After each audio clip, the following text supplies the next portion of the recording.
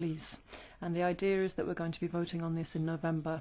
So we'll move on to the next item on our agenda now, item 8, the protocol between the European Union and Kingdom of Morocco setting out fishing opportunities. On the 18th and 19th of July, there was a meeting to agree on this in Rabat, and the Commission now has its proposal. So today we're going to hear, first of all, from the Commission to hear about their proposal. And then we're also going to hear from the rapporteur, who's Mrs. Fraga, for this report. So, Mr. De Pieper, for the Commission, please. Thank you. We, if I can call it like that, received a commission from you. We responded to a call from the Parliament when you discussed the previous protocol. You rejected a protocol because you said it was not satisfactory in terms of cost-benefit ratio, because there was not enough utilization of the protocol. So you asked us to go back to the negotiating table and to negotiate something new, which would remedy the deficiencies of the underutilization, the cost-benefit ratio of the previous protocol. You called upon us to negotiate something which was economically and ecologically and socially viable, beneficial to the two parties, and then you gave us a number of constraint conditions guaranteeing. We had to make sure that we were guaranteeing to fish only the surplus stock. We had to have a look at sectoral support so that it was used efficiently and monitored accurately. You wanted also to have a human rights clause included in the agreement, and we had to make sure that this served the interest of all the populations concerned. The negotiating directives which we then later received from the Council laid down more or less the same conditions, and this was with this in mind we went out to negotiate something which summarized had to comply with the following requirements: better value for money, scientifically based and environmentally sustainable fishery, and respect of international legality.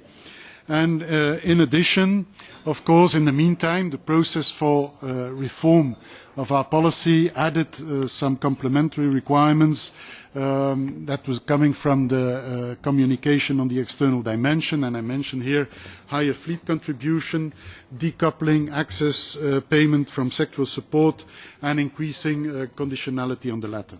So here we are with the product, and we hope that it complies with what you asked us to do. So how do we comply? I will not go in all the details, but let me just give a few highlights of this agreement. Better value for money. I think we've achieved that by making sure that the fishing possibilities have increased by some 33%. That is the main element to mention there is the industrial pelagic quota that was raised from 60,000 to 80,000 tons. Extra licenses for the small-scale fishery in the north, to mention a few points. Thank you. Then, better value for money. We also managed to have a decrease of the payment for the access by 30% for the budget. So the budget payment for the access has decreased from 22.6 million to 16. And the overall financial compensation that is paid by the European Union budget has been decreased by 17%. Now, the overall contribution by the whole European economy has slightly increased, and that is due to the increase of the contributions by the ship owners and the fleet. So that's in terms of value for money. We have more possibilities. We pay less from the budget. We increase the payments by the ship owners. Then we have a whole list of improved technical conditions. As you remember, one of the main problems with the previous agreement was that there was a complaint by our fleet that the possibilities were there, but the technical conditions were such that it was difficult to use the technical possibilities, the fishing possibilities. So we have looked at the whole group of technical conditions in a very painstaking, detailed analysis together with our Moroccan counterpart, and I mention a few points. Reduction of the number of seamen in the demersal fishery, extension of the fishing zone for the small-scale fishery in the north, and I must we are very pleased there with the flexibility that has been shown by our Moroccan negotiators to try it out and to even look at what could be further improved in the future if what is if the experiment of the first period is successful.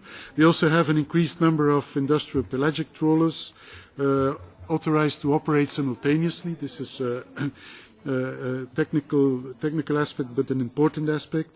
Then also an extension of the fishing zone for the refrigerated seawater trawlers. These are the fresh pelagic trawlers that are working in the south and that are landing their catch onshore, that are landing for local processing. It's important for them to be close to the shore so that they can have a quick turnaround of their fishing operations and their discharging operations. Then reduction of licenses in the south. That was requested by our member states in order to make sure that the real exploitation level corresponds to what is foreseen. So, improved technical conditions, and then third element, environmental sustainability and control. We have made sure that together with our Moroccan partner, we have a lot of elements that refer to responsible fisheries, sustainable management. We have foreseen a close cooperation with the National Fisheries Institute in Morocco that is delivering high quality analysis and that is working very well with our experts. So we are satisfied that this is a mechanism that will continue and work well. We have introduced in this agreement a novelty, the electronic reporting system, so to have better data on the actual catch and to have it in an electronic format so that to make sure that the reliability of what we have is satisfactory. This is important for us. This is important for our Moroccan counterparts. We are satisfied that this agreement fits in the overall strategy, so to make sure that we are not just taking care of what our fleet is doing, but to make sure that this fits in the overall Aliotis strategy that is explicitly referred to. And we are also satisfied that we work together with Morocco on the fight against IUU fishery, with the specific legislation in the course of being adopted. So we are satisfied on this ground that this agreement is improving, is building together with our counterparts and partners in this agreement. Fourth, we have been satisfied also with the increased contribution by the fleet. It is true that one of the problems probably of the previous agreement was that the contribution of the fleet was so modest that the incentive to use this agreement was not present. So this is like a free reservation of a fishing possibility. Now we have foreseen that there is commitment to go for it and that the fleet is really contributing to this to the activity there. And so on certain, we have been looking here, all segments have been increased, but we have been looking at what each segment could bear. So for the small-scale fishery, this increase of the contribution is modest. It is an increase, but it is modest. Whereas for the industrial fleet, we have made sure that they have been contributing to to take into account their possibility to put in their their financial contribution, and so you see that the contribution for the industrial fleets is more significant, is in certain cases very significant. There also with some modulation. When you look at the refrigerated seawater fleet, which is, let's say, more modest, there's a good increase, but still modest, whereas the freezer trawlers have been asked to contribute significantly to this agreement, more in line with what we have been doing in other agreements. So on this aspect of the agreement, we're also very pleased that we think this corresponds to what you expected from us. Then compliance with human rights and democratic principles is now featuring very much in this agreement. It is taken on board in the very first article of the agreement, and this refers back to the association agreement and to the principles of human rights and democratic principles that are mentioned explicitly.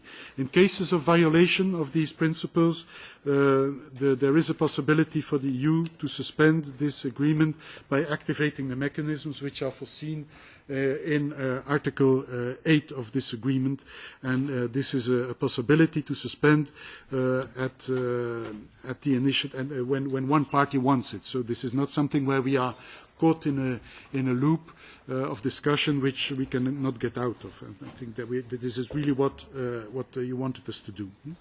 Then another constraint you asked us to respect is the international legality and the benefit that accrues to local populations, and to make sure that there is a reporting on where the money is spent. So this is something which is also foreseen. Progress will be evaluated annually in the joint committees. We will have final reports for all sectoral support projects, including their economic and social benefits, and that is on employment, investment and other quantifiable impacts, and the geographical distribution thereof. So that is explicitly foreseen. And at the end of the protocol, we should be receiving a final report, but it's important to look at the fact that this will be progressively coming to us. So this is something which is not only a report to be received at the end when the whole operation is over, but a report which is progressively made available in successive meetings. I mentioned technical conditions, but also there are certain points which, let's say, from an operational point of view, lead to activity on shore. So when I mentioned the refrigerated seawater fleet, which is now receiving a bigger part of the quota of the pelagic, this is a fleet which creates employment locally. So there already there is only a possibility to increase the benefit for the local population, because there is processing on shore and because it generates activity on shore. So that is an important point to mention. On the conditionality of this sectoral support, and this is also in line with the reform. We have a decoupling of access payment and sectoral support payment, and the sectoral support payment is made available in installments when it is needed, and if we get the reports that allow us to see that the money will be spent on the regional basis, as I've mentioned before. So there is continuous monitoring of this contribution which is foreseen in this agreement. So looking at all that, my conclusion is that we went through a difficult negotiation with our partner. We went through a painstaking analysis of all the technical conditions. We are both satisfied, our Moroccan partner and ourselves, that we have now reached an agreement which is in the interest of both. We are both satisfied that this protocol is much improved and that it is clearer and reflecting what we needed to achieve. I think when I look at what you asked us to do and when I look at what the Member States then confirmed and asked us to do, I think we have managed to lay down a product which replies to your call, and so I would be grateful if you would have a favourable look at this protocol. Thank you very much. Thank you very much indeed, Mr. de Pepierre. Can I give the floor to the rapporteur, Mrs. Fraga? Yes, thank you very much indeed, Chairman. And thank you very much to Mr. de Pieper as well. I'm going to begin by responding to what he just said. I've just come back from Morocco. I was invited to go there by the Joint Sectoral Committee representing the fisheries sector in Morocco and the EU fisheries sector in the context of this agreement. And they asked me to go there for a meeting to carry out an evaluation of the new proposal for the protocol that we've just heard about from the Commission. And I have to tell you that I was actually very pleased because on both sides, the Morocco sector then and then the community sector, broadly speaking, were quite satisfied with this protocol. And they were all giving a favourable view. Obviously, there are a few details to be ironed out, but overall, there was a positive assessment. I also had the opportunity to speak to the administration for Moroccan fisheries, and they're very open to working with us. Obviously, they've already been working with the European Commission, but they also promised that they would give us a whole series of information and data that will be set out in my report, and that would give greater succour to everything that's already been said, and also support what's been said by Mr. de Pieper. So that was the first thing to say. Secondly, I just wanted to say that I think it's useful to recall that when we talk about fisheries, this protocol comes in the context of the overall relations that the European Union has with Morocco. And since 2008, the European Union has had or given Morocco the sort of an advanced status, which is the first in the region, and it gives Morocco sort of privileged status and gives it special privileges when it comes to access to our internal market and legislative benefits and so on. So that's the really overall context in which we're operating when it comes to our agreement with Morocco. Now, as you'll remember, and I've read the Haglund report very carefully, because the Haglund report was the report that proposed that we reject the extension of the protocol in 2011, a protocol that had already been applied for 8 months on a provisional basis. And in December in 2011, of course, you'll remember that we voted to reject the protocol. So I went through all the criticisms that were levelled at the time. And obviously at the time I worked on some of those criticisms myself, because the previous protocol did have some major technical shortcomings. But you'll perhaps remember the 3 main issues that were used in the Haglund report to criticise the protocol previously. First of all, the economic factors and the cost-benefit analysis showed that the result was very poor overall. The second issue was an environmental one. There was a major concern regarding the stocks.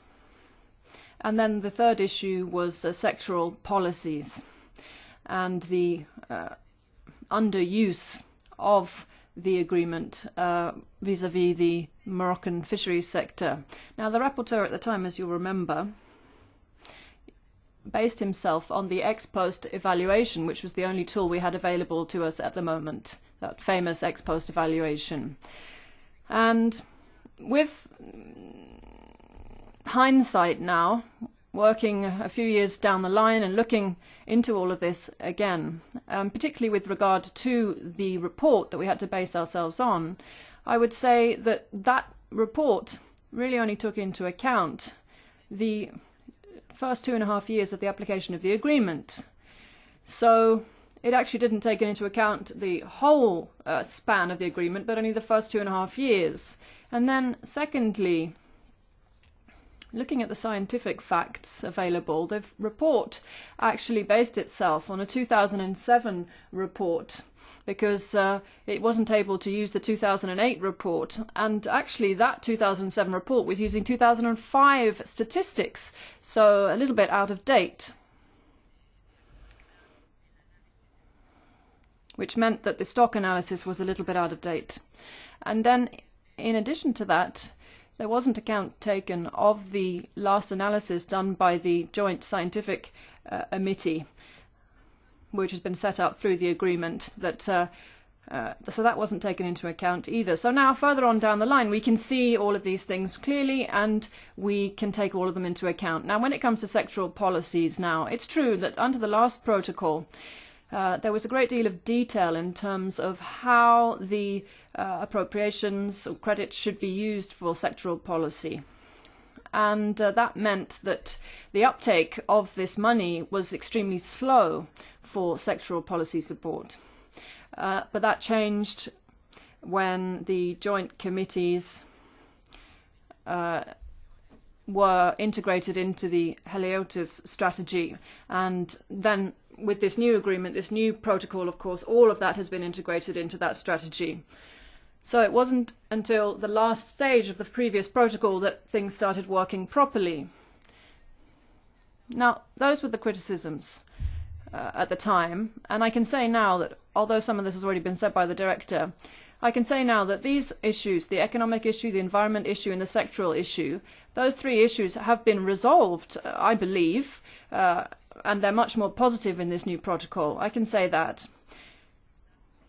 From, looking at the economic factors now, I won't go into too much detail, but despite the fact the number of vessels has actually gone down to 126 from 137, the fishing opportunities, as Mr. De Pieper said, have gone up by 33%, largely for pelagic trawlers, which are category 6. Now, there's also the minor increase of 1% of the cost of the overall agreement, and that's largely due to the increase in fees for the ship owners, but the community funds have actually gone down. And what's important to say here is that the cost on or for the community budget actually goes down by 17%, going from 33.1 million to 30 million euros. So that's the budgetary burden, if you like, the burden on the EU budget. That goes down by 17%. And then the other costs that are covered by the ship owners. Now, in the previous protocol, it was calculated that the ship owners would pay overall about 3.4 million euros. Now they're going to pay 10 million euros instead under the new protocol. And you'll remember that if we look at the ex post evaluation report from before, it said there that in terms of the costs for the EU and the costs for the ship owners, the EU would pay about 90%, the ship owners would pay about 9%. Actually now it's about 75% for the EU and 25% for the ship owners. And if we take into account just the trade part of this, which is the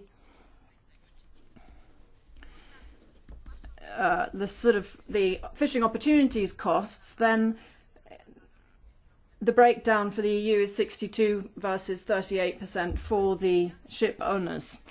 And this, I think, all goes is all in line with the reform and the requests that had come through earlier on in our discussions to the effect that the ship owners should contribute more than they have in the past.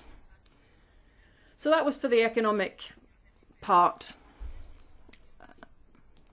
And I just wanted to say that we've now solved one of the big issues that we criticised before, which concerned the technical measures for certain categories of fisheries. We said that they weren't adequate. We said that the categories of fisheries existed, but the technical measures weren't correct. If you look at category 4, for example, there wasn't full uptake of the funds for that category because of those technical measures. And the big problem really was category 4, as Mr. De Pieper said. The technical measures there were totally impossible to comply with in the past, but now we've resolved that issue in this new protocol. Having said that, for other categories where there was underuse, now we shouldn't have that problem under the new protocol anymore. Now, going on to the environmental factors now. And here, I can say quite honestly, again, that I'm waiting for more data from Morocco. The Commission is aware of this. We want concrete data so that we can use that in our work. But I do have the following to say in the meantime. Both sides, we've got Morocco obviously, but also the European Commission and also the scientists who have attended the meetings to calculate surpluses and the national administrations who have been present. All of them, all of these different bodies have agreed on how serious and how good the work that has been done by the Moroccan, or how good the work that has been done by the Moroccan authorities is regarding the analysis of stocks and fishing possibilities. I just want to say, though, that Morocco rejected a higher quota for pelagic species. This had been asked for by the European Union in the negotiations. Up to 100,000 was the request, and Morocco rejected that and would only accept 80,000 tons. They also rejected a new category for the Mediterranean, and Morocco said that in the Mediterranean it was not possible to have new categories for fisheries, and it rejected that on using the argument of the surplus. And then, as regards bycatchers of cephalopods, that was also rejected, and it was also rejected for sharks. And that's just really to demonstrate how serious the Moroccans have been. They have come in with a few rejections, but they have founded those rejections on proper scientific data.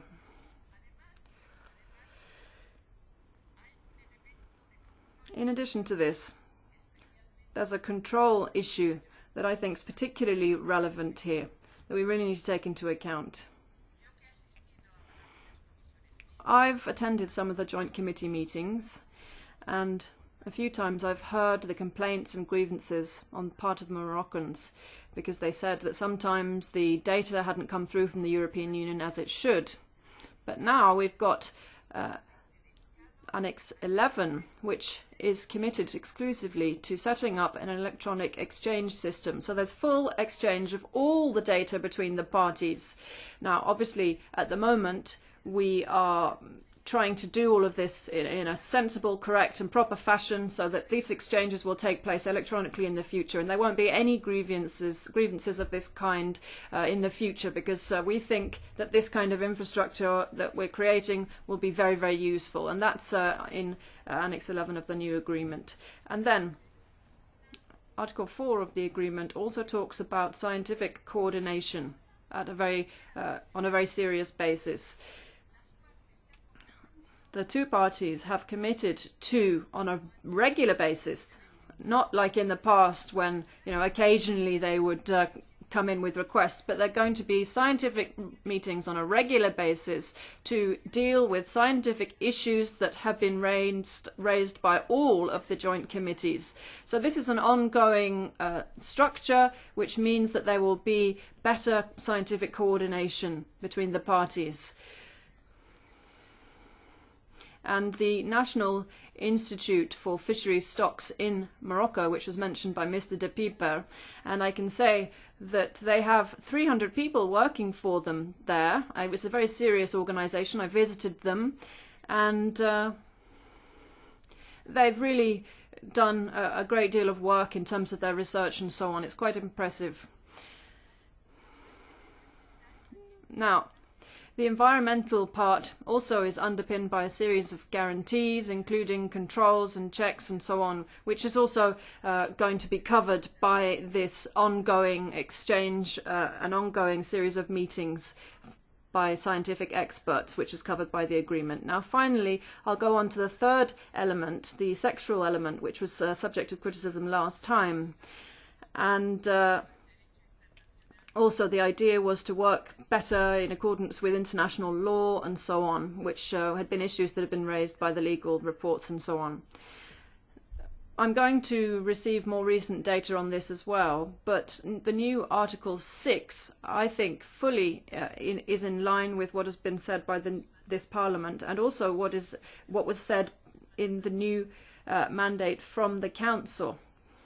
There are very clear guidelines now, for the first time, regarding the negotiation. And in those guidelines, the issue of international legality is mentioned as well.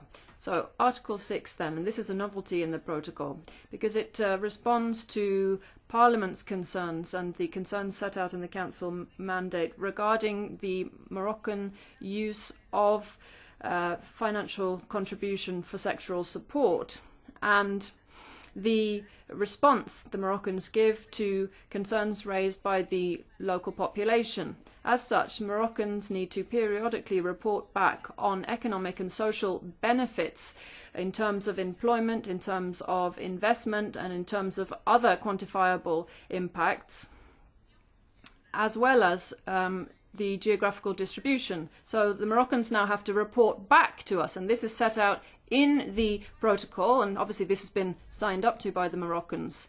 So we even will have this information in terms of geographical areas, so we'll know about investments, what kind of jobs are created, and so on and so forth. And I think this is an important novelty. It's the first time I've ever seen this in a protocol. And I think it does certainly meet the demands that came out of the Council mandate and of Parliament in terms of the criticisms that we levelled in our last report.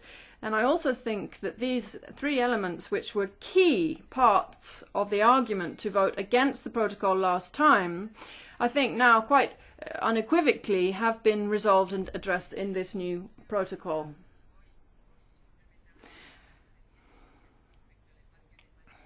Then you've got the embarkation of seamen now as well. There's now for the first time going to be an official list of seamen who need to be accredited. They'll have proper diplomas, because there was a criticism in the past from the EU fisheries sector saying that seamen coming from the Moroccan side didn't have any kind of training or skills. So the Moroccans have really now tried to make an effort here. They're trying to give us people who are skilled, qualified, and they even have a long list of possible seamen who have proper qualifications and are professionals. So that's another factor.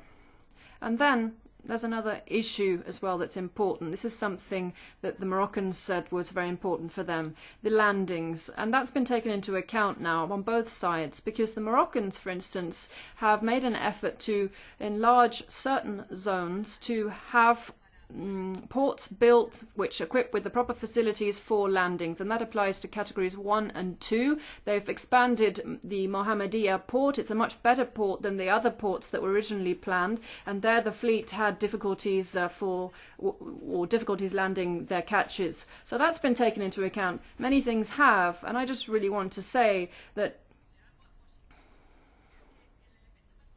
I think the most positive thing that has come out of the rejection of the previous agreement in 2011, then I know that there was a lot of damage done to many fleets and there were many problems and financial issues for a lot of people. But if there's been one thing positive that's come out of that, then it's that the criticisms that were levelled here have been taken on board both by the Council and by the Commission during the negotiations and by the Moroccans. And that is why I agree with what Mr. De Pieper has said. This new protocol, to my mind, is a protocol that has taken into account all of our requests in a general way. Okay, we're going to have to look at the details. Perhaps we need to iron out some creases and improve things as well, and we'll see how we can do that during the future joint committee meetings. But I think overall, our assessment should be positive, and I'm terribly sorry that I've spoken at such length. I was going to talk about the procedure as well, but I think we can do that at the next committee meeting, and I'd just like to thank you once again, and I'm sorry I spoke at such length.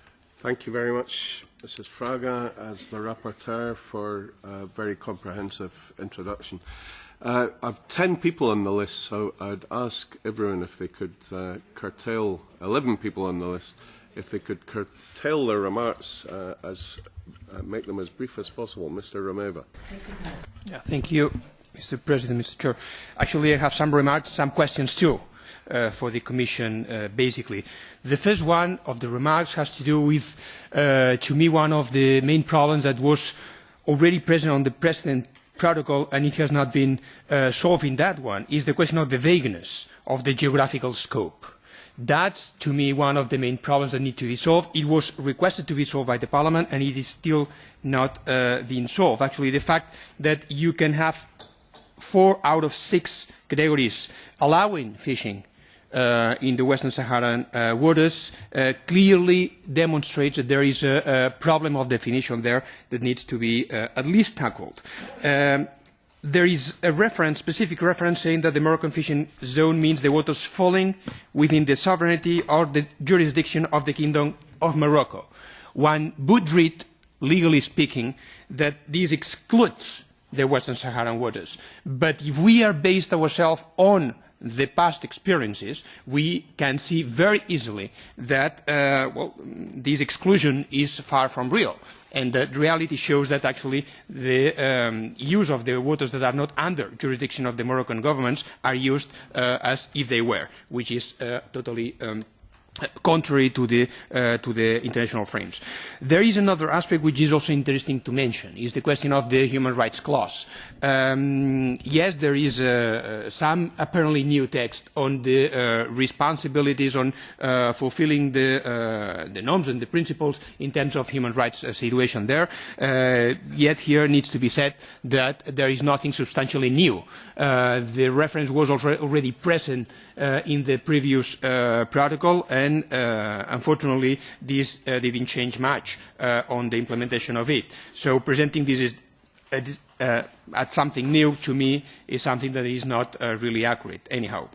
On the financial chapter, which is one of the more important chapters that was used in order to, let's say, to not accept to stop the former protocol, and it's still something that needs to be also put on discussion. I have very carefully listened to what our colleague Carmen Fraga has said on the elaboration of the study that was used in order to calculate the, what we say, the cost-benefit ratio.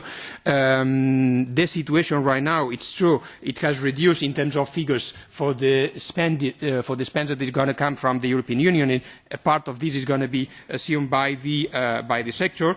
However, the question is how this investment is really going to affect. In that sense, I would kindly ask the Commission to provide us with a well-done cost-benefit study ex ante, not ex post, ex ante, to calculate previously what will be the impact, economically speaking, of that report, because that's something that even with the current figures on the table is unclear.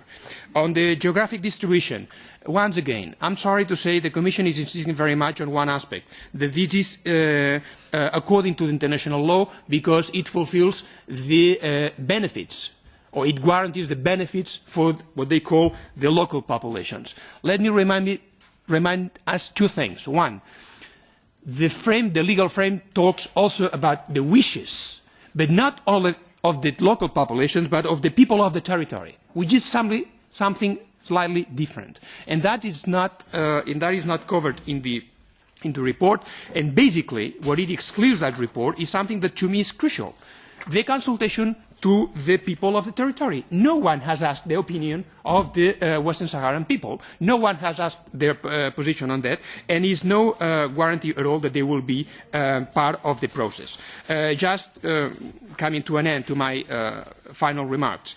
On the embarkation of Moroccan fishermen, also a question.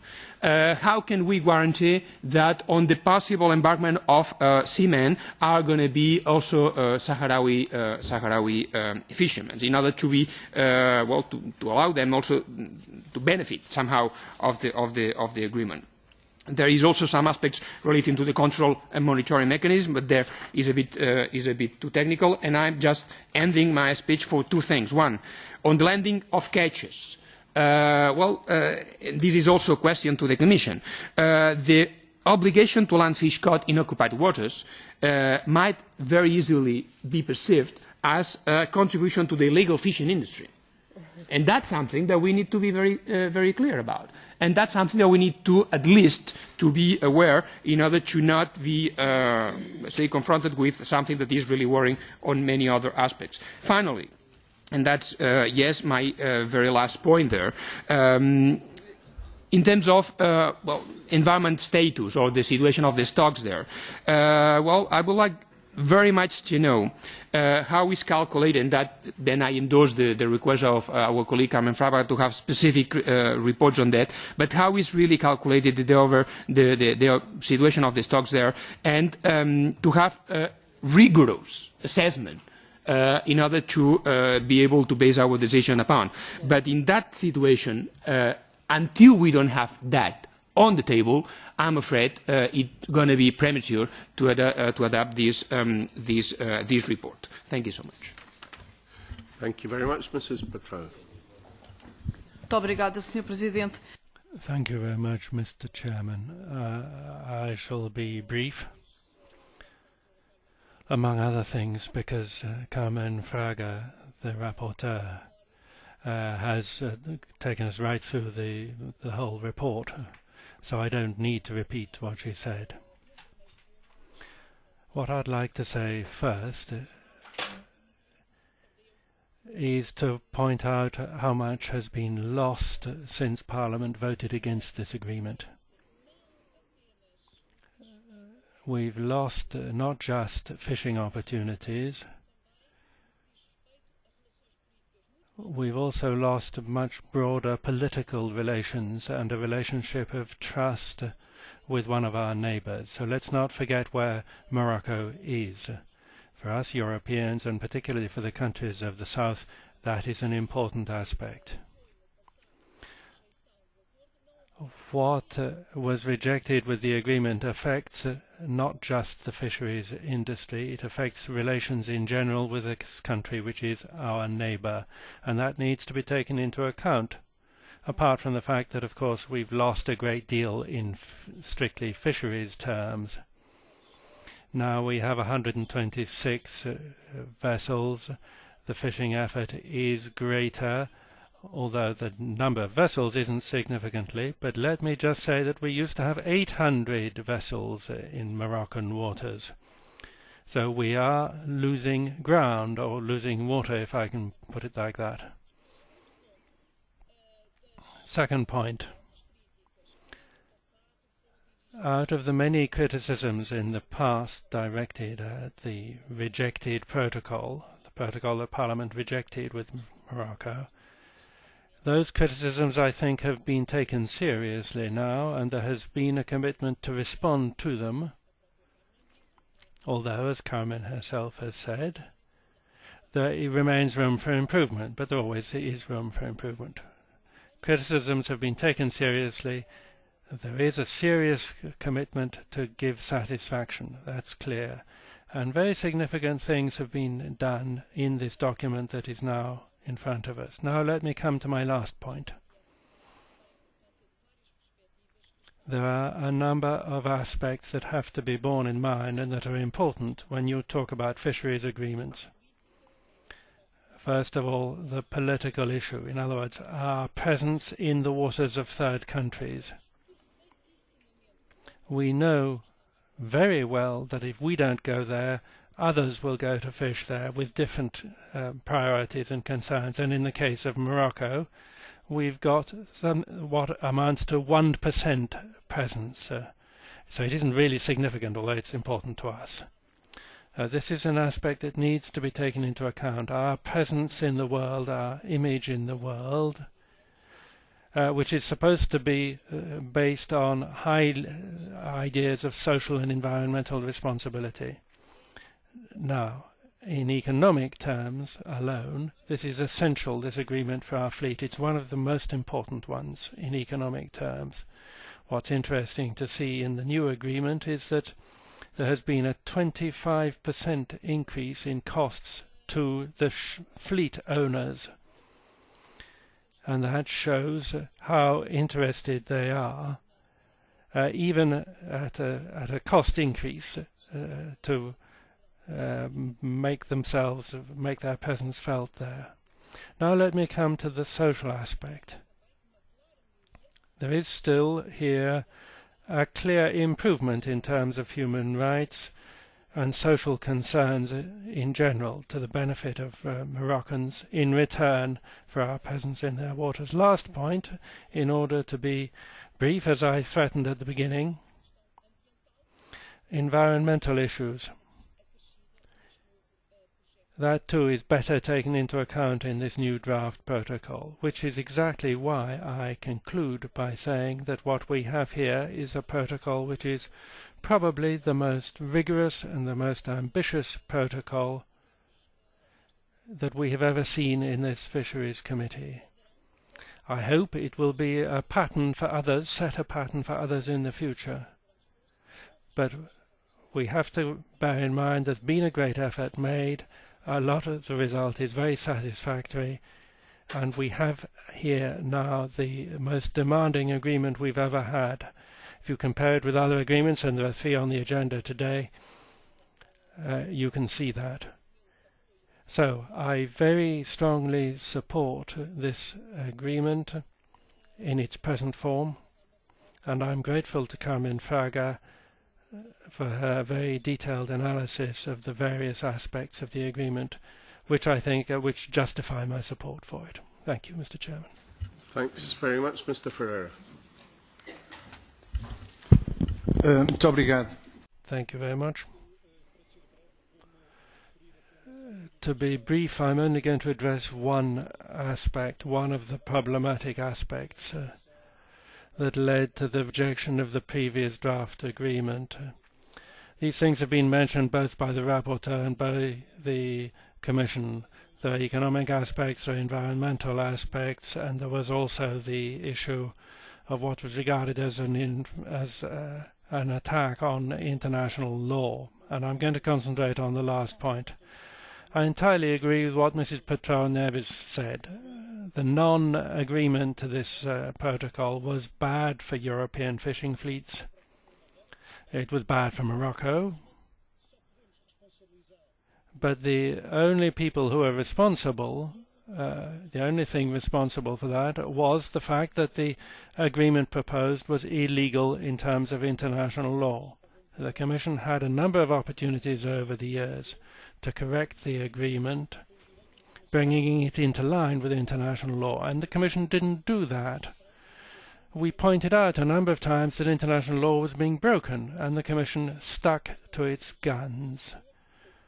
So this was something that could have happened, that did happen, was bad for the fishing fleets of a number of countries, and that damage is the sole responsibility of the European Commission. What response have we got today? Well, in terms of international law concerns, it's exactly the same as the previous proposal. In other words, while the previous agreement allowed you to fish in waters which, according to international law, are not subject to Moroccan sovereignty, and this agreement perpetuates that situation, because it doesn't clearly define, as we think it should have, what are Morocco's territorial waters. It excludes Mediterranean waters, but it doesn't say anything about the waters below the 2740 parallel. Those are waters which are subject to a dispute which in international law you cannot ignore. And there are opinions, I'd remind the committee, among other things, from the Hague International Court in 1975, which doesn't recognize Morocco's sovereignty over those waters. So we have here an agreement allowing for fishing in waters under a fisheries agreement with Morocco, which under international law are not subject to Moroccan sovereignty. That is therefore an international agreement, which is illegal under international law. This can still be corrected. I hope it will be corrected, excluding waters south of 2740. These are territorial waters of the Western Sahara. They are not under international law Moroccan waters, and therefore this cannot be considered as a legal agreement. And what's more, there are objections to this which the legal office of the European Parliament raised. They said that by including Western Sahara waters, if those waters were included, international law had to be respected, and the various United Nations resolutions which bear on the rights of the peoples of occupied territories to their natural resources have to be respected. The previous agreement didn't respect these resolutions. This agreement doesn't respect those resolutions. And I want you to understand this. It's not the kind of provision that is now in the protocol which the rapporteur mentioned, to the effect that the Moroccan authorities will in the future report to the European Union about the distribution of benefits within the sector and the geographical basis of that distribution. That kind of provision doesn't in any sense resolve a problem that has to do with the rights of the Sahrawi people to their own resources, as defined in United Nations resolutions and in the legal opinion of the European Parliament, which requires that those peoples be heard. That is a basic principle. Why didn't the European Commission? The Commission could have done two things. The best thing would have been simply to exclude Western Saharan waters from the agreement. The other alternative was to hear from the legitimate representatives of Sahrawi people who exist, who are well known, who indeed come to negotiations that have been going on for several years in the United Nations. Why weren't then those legitimate representatives heard on the subject of this agreement? And this challenges a basic principle which was already mentioned in the European Parliament's legal opinion, the one from our legal service, that is, about the last agreement. And like the last agreement, so with this one, the conditions are not met for this to be considered a legal agreement. There could be vessels under this agreement fishing in Saharan waters, in Western Saharan waters. That still applies under the present agreement, so we think a problem that the Commission could have solved has not been solved. The Commission is sticking to this provision. I'm sure that every member here who is in favour of this agreement in its present form, suppose one day that their countries were occupied by a foreign power, they would not be happy at some external body or third country coming along and signing an agreement with the occupying power to exploit the natural resources of the waters that they regard themselves as sovereign over. So we have a situation on which there is no possibility for compromise, but there is a possibility for a solution, and the Commission could have solved it quite simply by excluding waters below the 2740 parallel from the agreement, or else listening to the legitimate representatives of Sahrawi people on the subject of this agreement. Thanks very much. Mr. Agnew. Chairman, we have another microphone on over there. Thank you. I won't start by saying I'll be brief, because that's a code word in this committee for waffling on for at least 10 minutes. We're talking about the EU buying the right to continue fishing in Moroccan waters, and the Commission has acknowledged that there will be an increase in the fishing opportunity, which is their words, of about 33%. and that this will mainly be industrial fleets, and this should actually ring alarm bells. Now, the cost to the taxpayer is going to be about €30 million of this exercise, which, of course, is disproportionately borne by the British taxpayer. But it's unlikely to help the UK fishing fleet. I would guess that most of these vessels fishing off Morocco will come from Spain and Portugal. And you could say that these payments are a form of foreign aid. But I would be surprised if UK observers will be given the opportunity to go and assess in Morocco if British tax is being used properly. So I ask the Commission, will you let them go there? Finally, the unspoken thing, transfers at sea. Just imagine the scenario of these modern Spanish fishing vessels that can go way out to sea, harvesting large quantities of fish, transferring it to the small inland fishing boats of the local people, and that catch is landed anywhere along the 1,000 miles or whatever it is of the Moroccan coastline. Whose interest is it in to stop that? Thank you. Thank you very much. Mrs. Levin. Thank you very much, Chair. Well, I want to focus on two things. The first thing is regarding the human rights clause. And as the rapporteur of the external dimension of the common fisheries policy, I, of course, follow very closely what the Parliament's position on this has been all along. I would say that the first time we established a real position on this issue was in the joint resolution between all the groups on the future Mauritanian agreement. And in that resolution back in 2011 already we stated that there should be a human rights clause, and further on we said that fisheries agreements between the EU and third countries should be preceded by a wide-ranging debate in the countries concerned, allowing participation by the public, civil society organisations and national parliaments. So this was back then. Then we actually agreed on a new common fisheries policy, and on the chapter of the external dimension, it's very clear that any future sustainable partnerships fisheries agreements should have a human rights clause as an essential element. Now, the Council also agreed, so the two co-legislators completely agreed.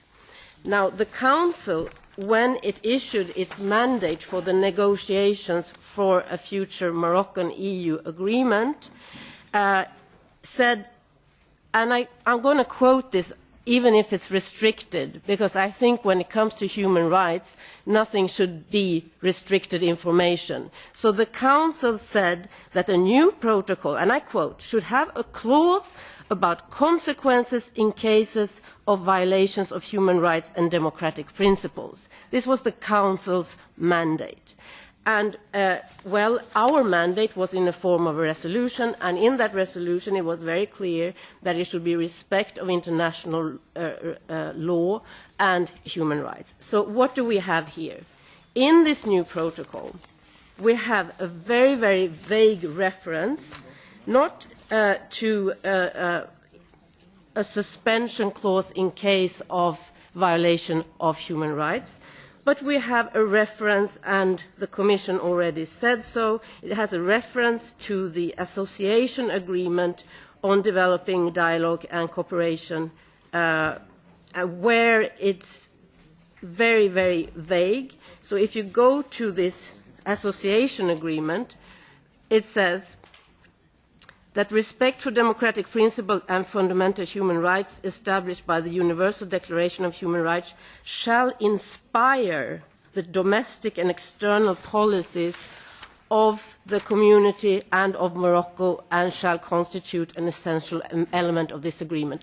So we have a reference to another agreement, and in that agreement there's very loose language about we should be inspired by human rights. This is not the type of human rights clause we've seen in every other fisheries agreement. And I would like to say to Mrs. Patrão Neves that she is completely wrong when she says that this protocol is being much, much stricter and should be set as a precedent for all future protocols, because this is going absolutely on the absolute other direction than any other protocol. So in any other of the protocols, it says we have a suspension clause saying that the implementation of the protocol may be suspended, blah, blah, blah, if one of the two parties violates one of the essential and fundamental elements of human rights and democratic principles as provided for in Article 9 in the Cotonou Agreement. That's, of course, not going to be applied for Morocco because they're not part of that. But if we look at the EU-Greenland FPA, it says that it could be suspended if there's a breach of essential and fundamental elements of human rights as laid out in Article 6 of the Treaty of the European Union. So in every other protocol, we have explicitly an article saying that there may be a suspension in case of violation of human rights. In this one, it only refers to another agreement, and in that agreement it says that it should be inspired by human rights.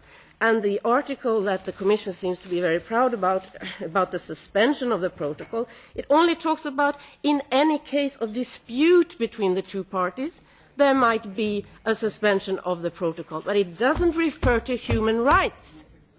It does not refer to human rights. And I think this is going completely against what we agreed, what the Council issued in its mandate, what this Parliament has stated a number of times, what we agreed in the new common fisheries policy. And while we're at it, so what are the issues when it comes to human rights and Morocco? Of course, it's the issue of Western Sahara. And I congratulate Mrs. Carmen Fraga that she was invited to go to Morocco.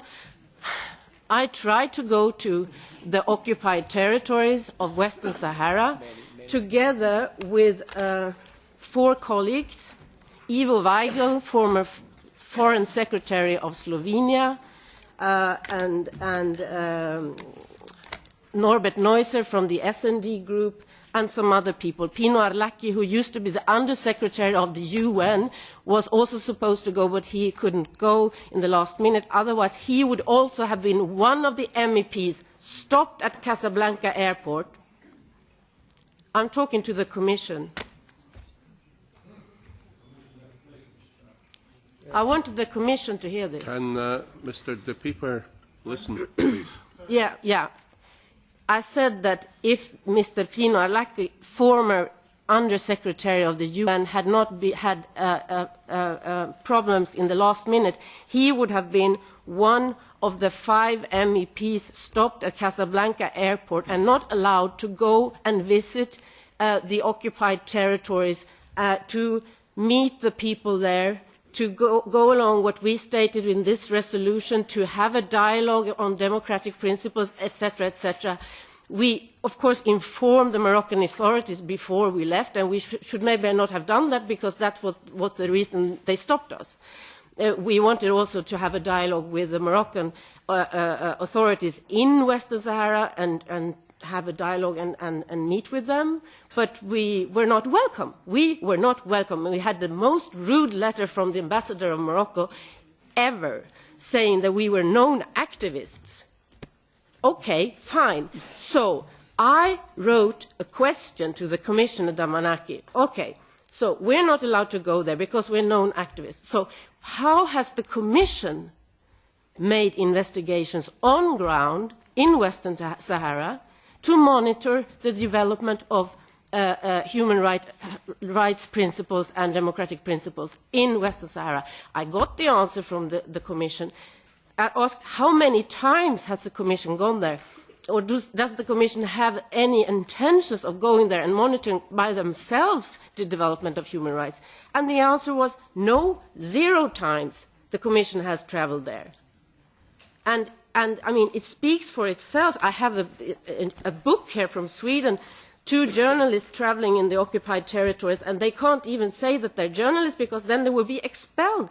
This is really so clear you know, what are we talking about here? We're not talking about democratic principles because you are stating that they should declare how the investments are done by geographical indications. You're not even mentioning Western Sahara in here. And it's widely recognized by the international community and the UN that they are a non-self-governing territory, and the EU has never recognized the Morocco as a governor of this territory. So how can we negotiate on fish that belongs to a territory that does not have a state? And I completely align myself with the question from João Ferreira on the legality of this. So, I have two questions. One question is, how is the Commission intending to monitor the human rights situation in Western Sahara? Would you dare make an official delegation into the occupied territories, meeting with Polisario, visiting the black prison, meeting with all the human rights defenders in the territory? Would you dare do that? And if not, isn't that a proof that this is not, in fact, let's say, a fair deal, is not respecting human rights? So, and the second question is, and I'd like to ask the legal services on this, has Morocco ever declared EEZ over Western Sahara waters? And if not, is it right that the EU taxpayers should pay for access to fish in international waters? And I'd like to hear both from our own legal services and from the Commission's legal services, who has the right over the EEZ? Because if it's the 12 nautical miles zone, maybe that is territorial waters that is under occupation, but the 200 miles, is it right? Thank you. Thank you very much. Mr. Capoulas Santos. Muito obrigado, Sr. Presidente. Thank you very much, Mr. Chairman. This has been a long debate, and I don't have that much to add, because we all know that there are two issues here. First of all, the actual content of the agreement, on which I think there's a general consensus to conclude that the cost-benefit relationship has increased if you compare the fishing possibilities and the cost. Equally, I think there's general agreement that sustainability is better safeguarded here than before. Then there's the other issue, the political issue of the Western Sahara. I don't believe there's anybody in this room who defends human rights more than I do. And I recognize that the problem with this debate is not that there's not enough about it here in this committee, it's that there's not enough about it in the rest of Parliament, because people don't pay enough attention to foreign affairs and specifically the Western Sahara. We all know that unhappily this has been a territory which has been at dispute for more than 30 years now between Algeria and Morocco, and I'm not in favour of either side. What I'd like to see is impartiality, and I'd like the United Nations to find a solution to this dispute as soon as possible. But to try to solve the problem of Western Sahara through fisheries seems to me to be a very strange way of going about it.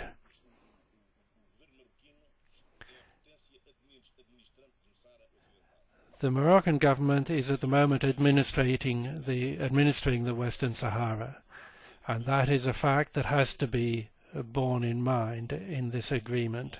What also has to be in the agreement is the territorial distribution of benefits of the agreement to be monitored by the European Union. And there's another article which says that if the assessment of the distribution is negative, the Commission can suspend the agreement. And that, I think, is a qualitative leap, because you have to look at the other side of the coin as well. We're just seeing the tragedy that the Arab Spring is turning into in certain countries, and we're seeing the efforts that have been made to achieve reform in Morocco, which is probably today the North African government which is most pro-European and which has taken the greatest steps towards democracy and human rights. Morocco is an important political partner as well as an important trading partner for the European Union. But we have other agreements, agricultural agreements, for example, recently without any mention of the Sahara. So is this to say that a Sahrawi fish has more political value than a Sahrawi tomato? I think we have to be sensible here and pragmatic. We have to find solutions which respect international law, of course, and I think we all have to make an effort, and perhaps we haven't made enough effort, to make sure that the European Union plays a more active role in solving the Sahara problem. But let's bear in mind that a fisheries agreement, which has already been in force for several years, is not going to be the way to solve this very difficult problem. So there could always be improvements introduced, but I still think that this agreement represents a qualitative leap, and I think that everyone has an interest in finding a solution. Let me stress something that's already been said. Let's remember that the fishing resources that the European fleet catches in Morocco, in Moroccan waters, is less than 1% of the total catch in those waters. 99% is caught by the Moroccan and other international fleets, who are also very keen in the United Nations on a speedy solution to the Sahara issue. Thank you very much, Mrs. Rodust. Thank you, Chairman. Let me make a fundamental statement to Mr. Agnew. You are witnessing an example of this Parliament not being a fig leaf for anything. You can witness here that the Parliament was able to reject an agreement and to discuss it anew. And I would ask you to listen very carefully to this debate. You can see quite clearly from the critical opinions that are being voiced here today that there is a great need for debate. And my second comment to you, yes, I am addressing you. You talk about British taxpayers, and you know very well that taxpayers are consuming those fish, not just chickens' eggs. Now, on the agreement itself, we've been able to see that there are positive changes that have been incorporated into the new proposal, but I think there are some points that still need to be discussed.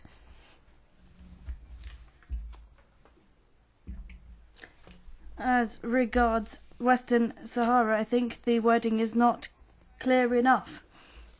Talking about geographical distribution alone, when it comes to an issue of this level of complexity, I don't think is sufficient. And the wording itself that was in the transitional agreement was not improved sufficiently, in my view. No, so my question to the Commission: is it possible to have more concrete wording on this, and ensuring that the people of Western Sahara are able to reap the benefits of funds and of the amount that's paid? Now, apart from these reservations, I welcome the positive changes. Nevertheless, I think we still have some difficult debates ahead if we cannot resolve this very thorny and difficult issue. Thanks very much. Mrs. Garcia Hierro.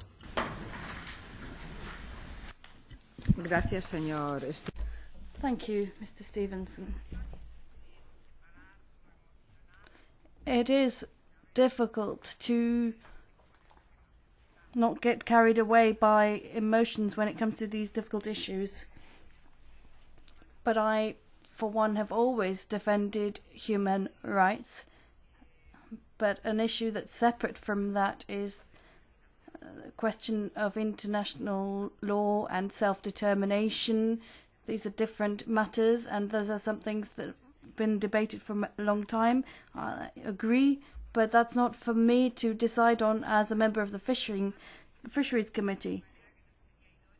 I don't think it would be right for us to vote against the Mauritania agreement or any other agreement because of people fishing in occupied waters. If the regimes or powers in force give us the guarantees that we demand on human rights and so on,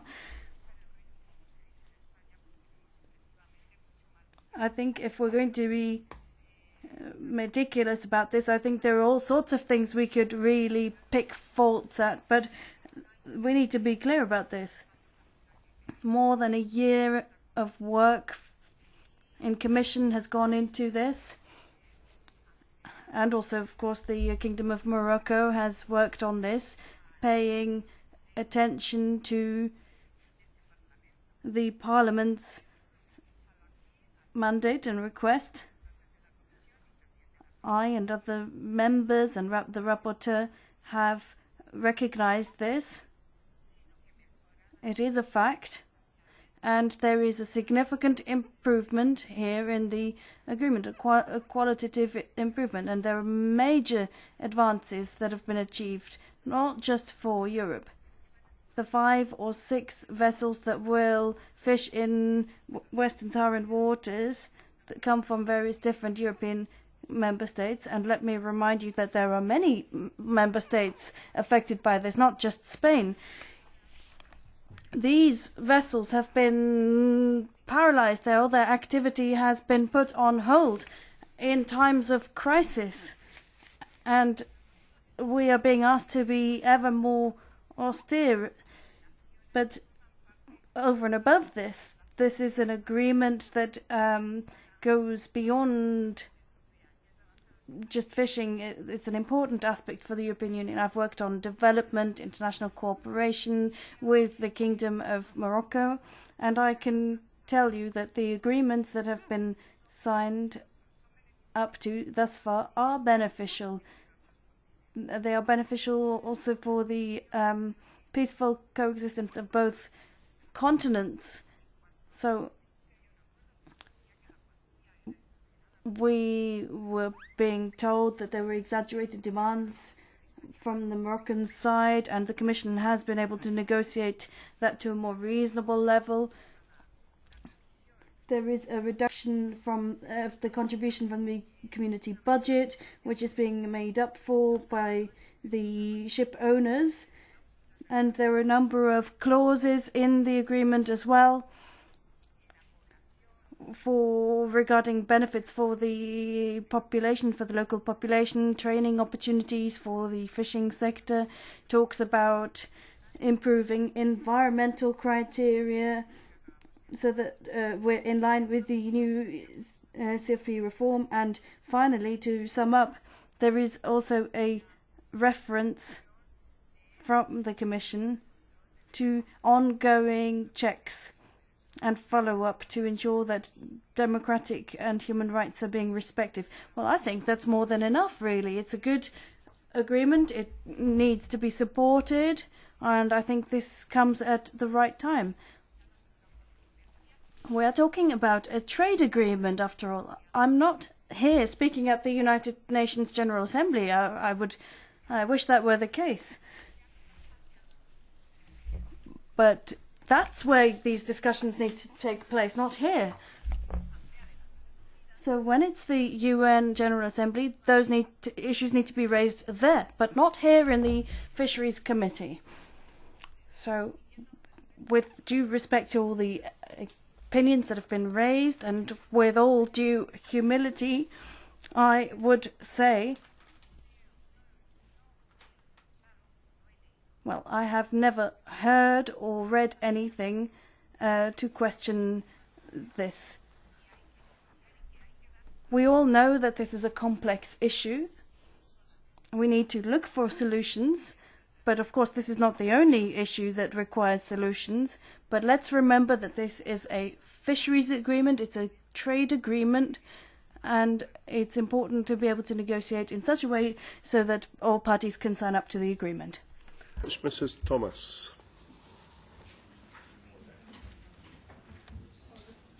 No. No? No? Okay. In that case, Mr. Torvalds. Thank you, Chair. Always when we speak about Morocco, one phrase is coming up, and that's play it again. Everybody who has actually seen the film Casablanca knows that this quote isn't in there. Ingrid Bergman says, play it, Sam. And I would suggest for the Commission that they would play it, meaning playing human rights.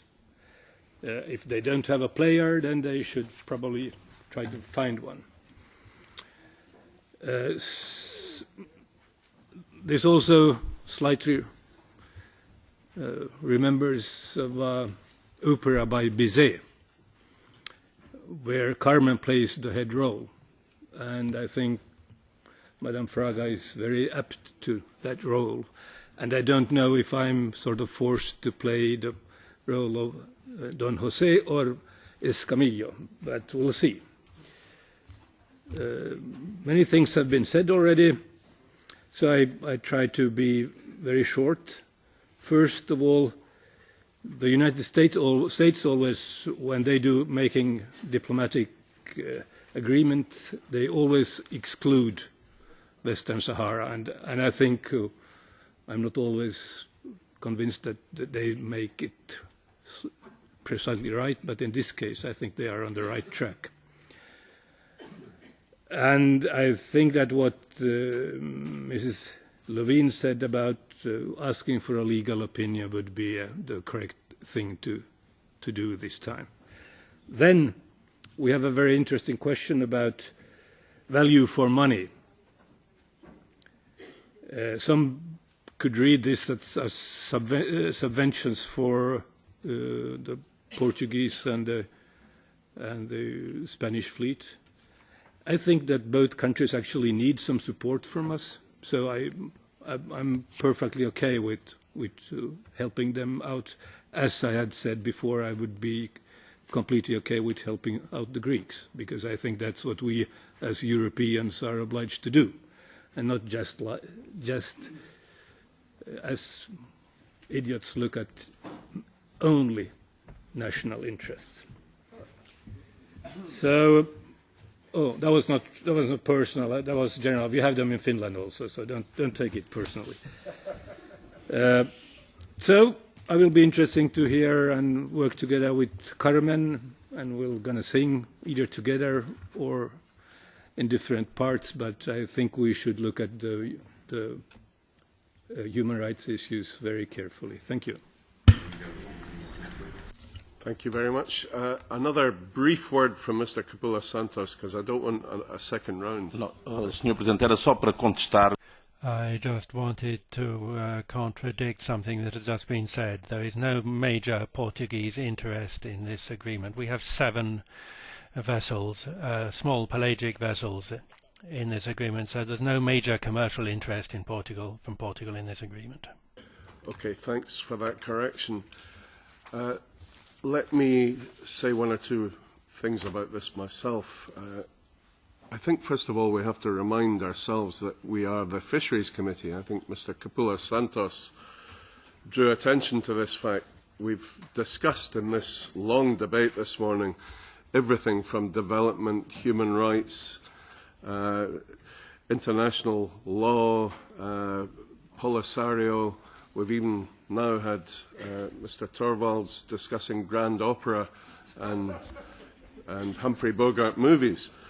So it's been a very diverse and rich debate, but we are the Fisheries Committee, and when we suspended this protocol before, you should recall that this not only costs jobs in our own fleet, a fleet which has fished for centuries in Moroccan waters, but it costs jobs for the people of Western Sahara. Isabel, I've had this argument with you before, but there was and Mr Agnew maybe should listen to this, there was a Scottish vessel fishing down there, and it was one of the few vessels under the previous agreement landing pelagic fish in Dakhla, and the skipper actually employed 300 Western Sahara women, trained them in processing. He set up at his own cost a haulage contracting business, employing people from Western Sahara. So all of these people who are saying, you know, because we are fishing in occupied waters and we're giving no benefit to the people of Western Sahara, and why didn't we speak to Polisario? They were the ones who voted to put these Western Sahara women and men out of a job. And they've been out of a job ever since. So where is your human rights now? They have a right to work in Western Sahara. And I'll tell you, because I think Mrs. Patrao said this, we have 1%, as it's been pointed out, of the overall fisheries in Moroccan waters and in Western Sahara. But when we don't take up these opportunities, and I presume you're going to vote against this agreement yet again, when we don't take up these opportunities, they will simply give the contracts to China and to Russia, who are already there. And because of the demand in Europe for fish, we will end up buying that fish from dirty Chinese and Russian vessels. We will import it into Europe for our consumers to eat, thanks to your vote on this issue.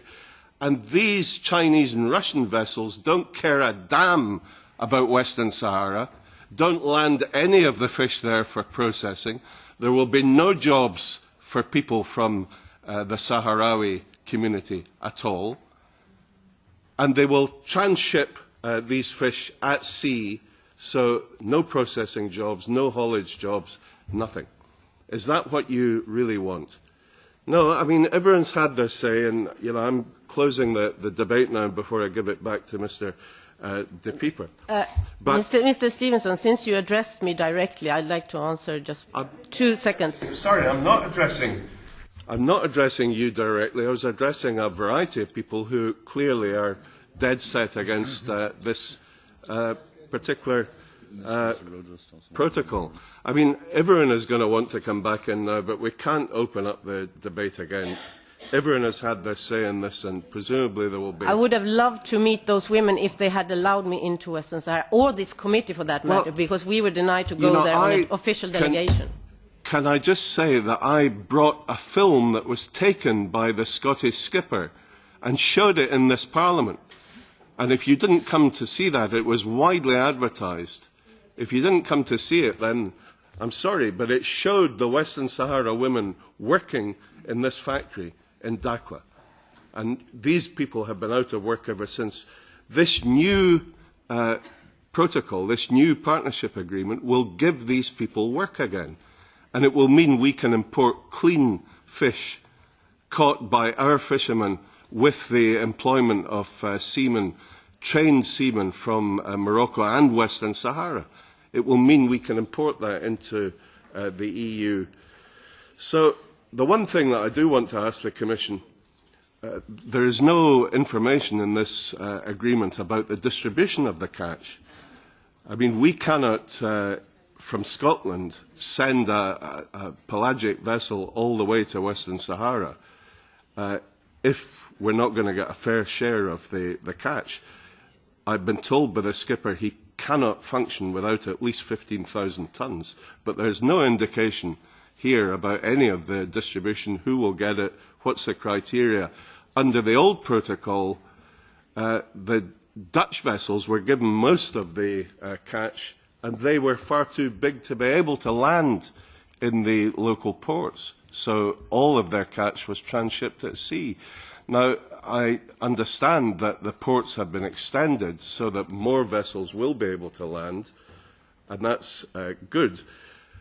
And quite frankly, while I was against the suspension of the previous protocol, having heard now from the rapporteur and from the Commission about the considerable improvements now that have been incorporated into the new partnership agreement, I think it was probably overall worthwhile. But if we're serious about wanting to give benefits to the people of Western Sahara and to recreate jobs in our distant water fleet, then surely this has to be a partnership agreement that is worth supporting.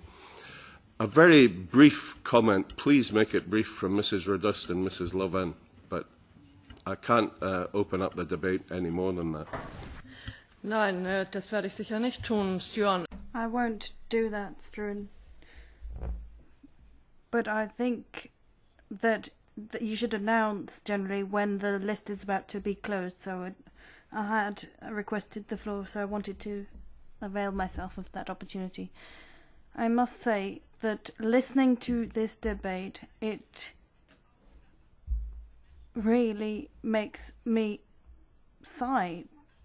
As the Fisheries Committee, we of course have a responsibility towards human rights and democracy and how our activities impact on those, and we need to work carefully on our instruments and what impact they will have. These agreements need to be clean agreements. I want to be able to sleep at night. I don't want to have a slippery slope where we one day talk about signing agreements with Syria and so on. We need to be responsible about human rights. And let's think about this very carefully. And think about where this is going and to what extent we are really Democrats in the way we argue. Because I think this discussion was borderline. Brief, Isabella. Thanks. I mean, I already made my comment. I mean, I would have loved to meet those women and your friends and whatever in Western Sahara if they had allowed us in. And I would also like to remind this committee that we tried to make an official delegation and were denied to do that. And just one point about we should not discuss politics here in the European Parliament because this is Fisheries Committee. Sorry, but we're not like fish experts. We're politicians, and everything is politics. Everything. I mean, food is politics. Air we breathe, everything, the environment. Thank you. Well, after that extensive debate, Mr. De Pieper, I'm sure you need a few minutes to answer some of these questions. Well,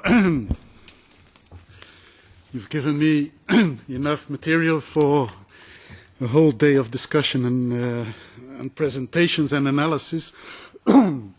So, of course, I have to work a bit with the notes I've been taking, and I'll try to make some sense in a coherent and yet short reply. I would first confirm what has been said by Mr. Santos, what also was said by you, Mr. Stevenson, and regarding a question that was raised by Mr. Agnew. To dispel one possible mistake, this is not about the Spanish and the Portuguese fleet. In this agreement, there are British vessels, an important part. There is Polish fishing, there is Baltic fishing, there is Dutch fishing. So I haven't made the calculation, but if you would look at the quantities concerned, I wouldn't be surprised even that this is the majority of what we are talking about. So if your question is about is there something for various fleets in it, of course there is. And technically also, Mr. Stevens, to reply to your question, how is this distribution coming along? This is, of course, a Council decision, which we will facilitate to make sure that there is an economic project there for the different elements of the fleet. And the fleet I mentioned a couple of times, the refrigerated seawater fish, seawater fishing fleet is indeed a British fleet which is very active there and which has an important part in this protocol. So that about the technical points. Then some very pertinent questions about the geographical distribution and reporting that we need to have there, and also a question: can we improve still the formulation. We've looked at it from all sides, but I think the most important, and it's a very legitimate question, are we sure we are keeping control of what is going to happen here, and have we sufficiently buttressed the clauses here? We base a lot of expectation on the clause that allows us to prime the pump, to start the process, and then to have progressive monitoring.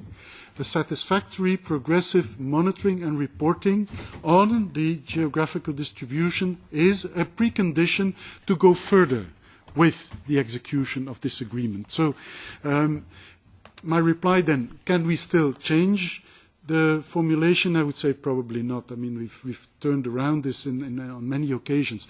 But can we have confidence that we keep control of the process? There I would say probably yes, because our initial stake is just to prime the pump, and then we see. And if we are not satisfied, if you are not satisfied with what is coming along, we can say, this is no good, we stop. So we have progressive execution of our cooperation. I think that this should give us some comfort in saying we will probably get what we want. Then on human rights, very interesting debate, and I've been shifted a bit in emotions around it. Of course, for us this is very important. And of course, we want to make sure that you have the possibility, if you think there are violations, and if you think you should suspend this agreement, that you can do it. And I'll go through the detail of how this works, because I'm not agreeing that this is vague and non-operational. Absolutely not. But I'll come to that towards the end. I think also that from various sides I've heard wise words here on solving the issue. I felt a bit flattered by an initial comment that I could have solved it and I didn't do it. My God, you place a lot of trust in what I can do. I'm afraid that this is something which is being done at another level, which doesn't mean we shouldn't be aware of what is being done, and we shouldn't make sure that whatever is being done there cannot be translated by you as politicians, indeed, into practical consequences within this protocol. But I'm afraid I didn't have a mandate to go and solve the problem of the region, and that is beyond our capability. So it is. We are dealing with a fishery issue, and we are not the specialists on human rights. We have created the conditions that will allow you to draw your conclusions and to take your decision. About the exploitation of the resources, one thing we need to recognize, these are renewable resources. We've made sure that there is no depletion of the stocks. So if this fishing doesn't take place, the fish will die of its natural mortality or will be caught by other fleets. I mean, we've made sure that in this protocol we are fishing the surplus, the thing, the quantity that is that can be fished sustainably without endangering anything about the natural resources. So that should be absolutely clear. I think that on various sides it was suggested that we, from within this protocol, should remain within the fisheries context, and I think this is very, very correct. But have we made sure that if there is a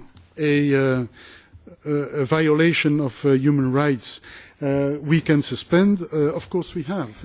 So if we follow this sequence, and I don't agree that this is just another agreement besides the fisheries agreement. This is a protocol to give an execution to a basic agreement on the fishery. So what is written there in the agreement is a main reference to what is applicable to the protocol. In the Article 2 of this agreement, we say that the reference there to human rights is an essential element of the agreement, of the association agreement. This is a basic text. It is an essential element. Then we take this over and we refer to this in Article 2. We say this essential element is also a main part of our protocol. And then we continue in Article 8 to say if we have a disagreement on this Article 1, where we refer explicitly to the human rights, we can suspend. So I don't agree that this is a vague reference, and I don't agree that this is not operational. So this is very operational. If there is an infringement on an essential element of the association agreement, principles of the democracy, if there is this infringement, we can operate this through Article 1 and suspend through Article 8. That is very clear. I can go into further detail, but I don't think it's very necessary for the moment. Thank you. Thank you very much. Would Mrs. Fraga like to say a final word as rapporteur?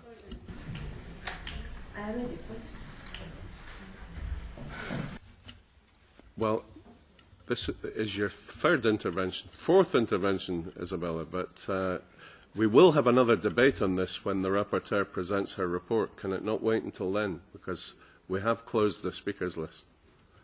I made two questions to the Commission. One, how they are going to monitor in the future the compliance with human rights. And the second one was the issue of has Morocco claimed EEZ over Western Sahara waters? Commission. Yes, well, again, when I said we hope to be specialists on fishery issues, we are not specialists on human rights. So if you ask us, are we going to send a mission there to inspect human rights? No, I mean, that isn't. What is the question? Can we conduct the business through the chair, please? The question was, first of all, on human rights, then on the EEZ. Yeah.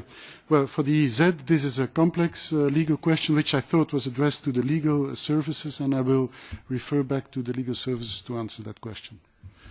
Well, actually, it's a good point to bring in the legal services because Mrs. Levin did direct a question to them earlier on. Could we perhaps ask Iro to take the floor?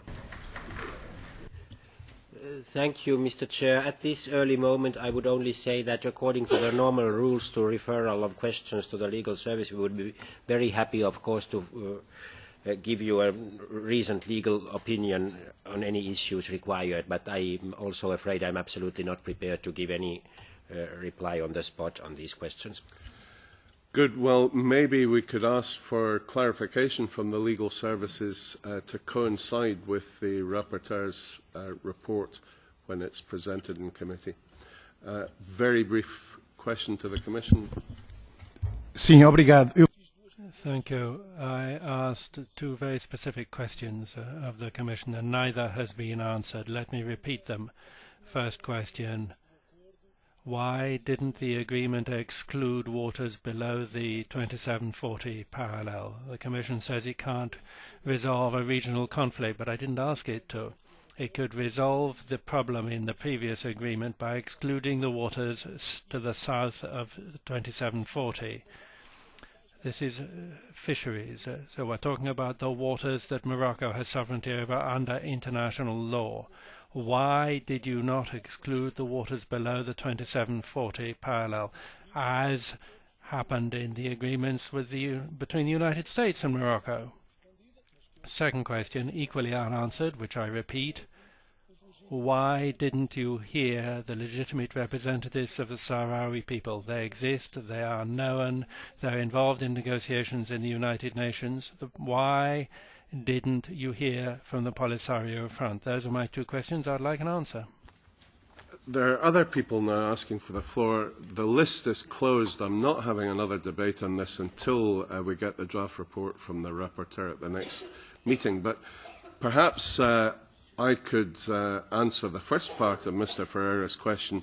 The previous protocol, which we rejected, pointed out that the only abundance of fish, of pelagic stocks, were actually in Western Sahara waters, and that the stocks of pelagic fish in Moroccan waters were under pressure. So as a fisheries committee, you now seem to be saying, why did we not reject the agreement to catch fish where there's an abundance and put more pressure on waters where there isn't an abundance of fish? That seems a rather bizarre way to behave in the Fisheries Committee, and I wish we would concentrate on the fisheries issues. But please, Mr. De Pieper, if you could answer these questions. It's with Morocco. Yeah. The problem is that the agreement is with Morocco. Or do you want to go fish further south? Can we hear the Commission, please? Well, I think you've already replied, Mr. Chairman. That's one thing. And also why didn't we exclude? We had the mandate to cover the whole area. That's as simple as that. So did we hear the people? Did we ever meet the people from representing? Yes, of course we did. And they made their views clear. Yeah, we know about it. Okay, the final word to the rapporteur.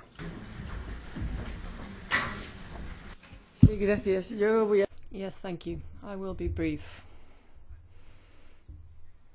because we've already had this discussion or parts of it in the past. I just want to say one thing. If we want to solve the issue of Western Sahara with a fisheries agreement, then it would be very straightforward. We'd just vote against and then we would solve the problem. The issue is that we haven't been able to solve this problem with agreements or without agreements or anywhere within this context. It doesn't seem possible to solve the issue. Secondly, I want to say that as it has been negotiated, this protocol does meet the clear guidelines of the Council's negotiating mandate and the requests that came out of the Haglund report at the time and the resolution that was adopted by this House, which was signed up to by Mr. Haglund and myself. So I will defend what I believe I should be defending here.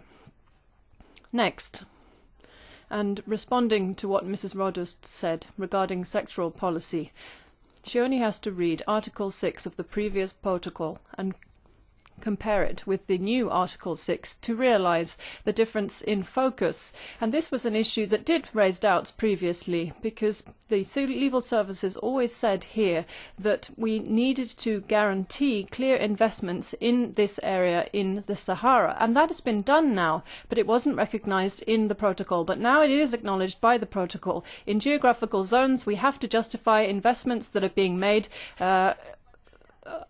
everywhere. Now, it's true, Mrs. Levine couldn't go to Sahara. But if you look at Dakhla and the port there today and compare it to what it looked like 15 years ago, if you'd had the chance to go 15 years ago, then you will realise that the investment that has been made in fisheries development in the zone is quite enormous. Now, it is reflected in Article 6.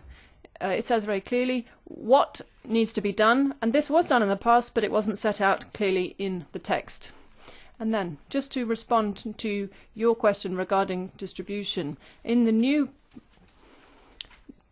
protocol regarding the distribution of fishing opportunities, as was said by the director, the industrial pelagic fleet is not distributing its fishing opportunities. But you also raised another issue, which is concerns the Netherlands. The Netherlands are going to have more difficulty reaching these fishing waters or accessing them now, because there is a maximum capacity limit of 7.7 thousand tons, which means that the Netherlands are going to have difficulty reaching or meeting the requirements of this new agreement. I don't know about Bize's Carmen. I haven't worked in a tobacco factory. I'm Spanish. I don't mind what kind of comparisons you draw between myself and the Carmen from Bize. Anyway, there are 12 nationalities that are covered by this agreement. I just want to make that clear. And I can also guarantee that the Spanish fleet is not the fleet with the greatest number of fishing opportunities. Actually, yes, for small-scale fisheries, that is true, but when it comes to industrial fisheries, that is not true. But anyway, my role as rapporteur is to defend everybody's interests and not focus on my own Spanish issues. But I just want to say that this agreement covers 12 nationalities, and the industrial fisheries that you mentioned are actually covered by many different countries, and certainly not in the majority by the Spanish fleet. I don't have a personal interest or vested interest here. I work for the Fisheries Committee, and I'm interested in all issues, both issues that are important for Spain and not important for Spain. At European level, I'm concerned with European fisheries, and of course, I want to cover everybody's issues. Thank you very much, Carmen Fraga. Now, the presentation of the draft report will be at the Fisheries Committee on the 4th of November, and the vote in committee, because there of course, are no amendments. It's a straightforward yes or no. The vote in committee will be on the 27th, 28th of November. The vote in plenary will be decided thereafter. So, thanks for that debate. Let's move on to item 9